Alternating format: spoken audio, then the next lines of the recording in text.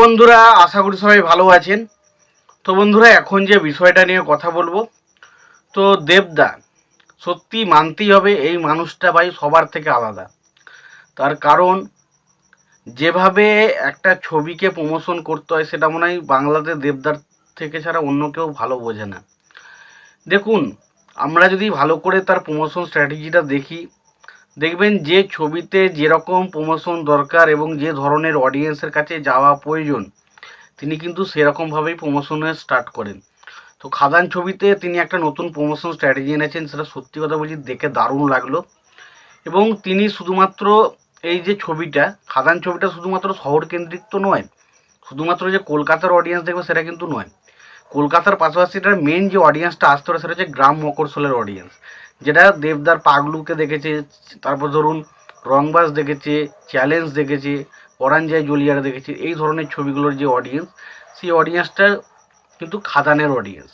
এবার দেখুন, সেই অডিয়েন্সটার কাছে পৌঁছাতে গেলে আপনাকে সেই মতো প্রমোশন করতে হবে এবং সেখানে গিয়ে পৌঁছাতে হবে, এবং যাতে মানুষজন জানতে পারে যে দেবদার খাদান বলে একটা ছবি আসছে।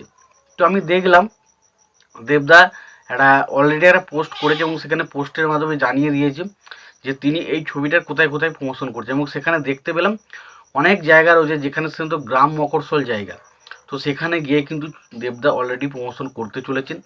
এবং এটা থেকে বোঝা যাচ্ছে যে দেবদার মতো সেরা প্রমোশন সত্যি কথা বলতে বাংলায় কেউ পারে না। আবার যদি আমরা ভালো করে দেখেন, বাঘা যতীনের সময় তিনি কোথায় গিয়ে প্রমোশন করেছিলেন, যে একটা একটা ইউটিউব চ্যানেলে প্রমোশন করেছিলেন, যে ইউটিউব চ্যানেলটায় সাধারণত ইতিহাস নিয়ে আলোচনা করায়। তো বুঝতে পারছেন, তিনি কিন্তু তার ছবি যে বিষয়, যে বিষয়টার উপর নির্ভর করছে এবং যেটা যার অডিয়েন্স, তিনি কিন্তু সেখানে গিয়ে তার প্রমোশনটা ভালোভাবে করেন।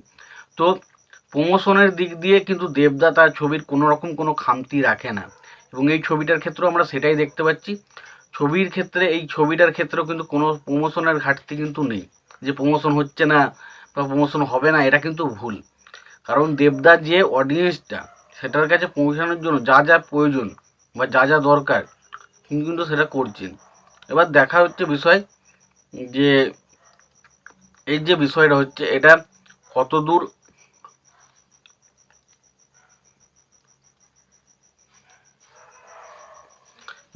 এটা কতদূর সাকসেসফুল হয়। এবং সত্যি কথা বলতে গেলে দেবদা সত্যি কথা বলছি দারুণ দারুণ, তার প্রমোশন স্ট্র্যাটেজি, তার সিনেমার ধরন সমস্ত কিছুটা একটু আলাদা এবং অনেক অনেক বেটার। তো দেখা যাক, আলটিমেট খাদান নিয়ে তো প্রচণ্ড এক্সাইটেড আছি। তো দেখা যাক, ছবিটা এলে অবশ্যই দেখব।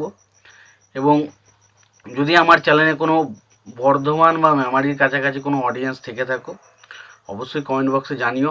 কারণ আমি চাই যে খাদান ছবিটা আমি এমন কিছু অডিয়েন্সের সাথে দেখতে চাই যেন তাদের সাথে যেন আমাদের দেখা হয়। আমি সেই কারণে আমি জানতে চাই, আমাদের বর্ধমান বা মেমারির কাছে যদি কারো বাড়ি থাকে তারা অবশ্যই কমেন্ট বক্সে কমেন্ট করে জানিও। আমি তাদের সাথে একসঙ্গে বসে সিনেমাটা দেখতে চাই। তোমাদের কি মতামত তোমরা জানিও এই বিষয়টা নিয়ে, তোমরা অবশ্যই কমেন্ট বক্সে কমেন্ট করে জানিও। আর যদি ভিডিওটি ভালো লেগে থাকে লাইক কমেন্ট শেয়ার করে দিও। চ্যানেলটা নতুন হয়ে থাকলে অবশ্যই তোমরা চ্যানেলটা সাবস্ক্রাইব করে নিয়ে পাশে বেল আইকনটা অবশ্যই প্রেস করে দিও। ভালো থেকো, সুস্থ থেকো, দেখা যাচ্ছে পরবর্তীতে।